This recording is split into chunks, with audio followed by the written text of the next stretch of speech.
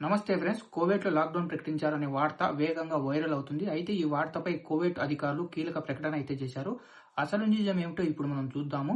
కువైట్లో పూర్తి లాక్డౌన్ అమలు చేస్తున్నారని సోషల్ మీడియాలో పలు పోస్టులు, వీడియోలు వైరల్ అయ్యాయి. దీంతో అక్కడ నివసిస్తున్న ప్రవాసులు ఆందోళనకైతే గురయ్యారు. కువైట్ ఇంటర్నల్ మినిస్ట్రీ ఈ వార్తను ఖండించింది. దేశంలో ఎటువంటి పూర్తి లాక్డౌన్ ను ప్రకటించలేదని స్పష్టమైతే చేసింది.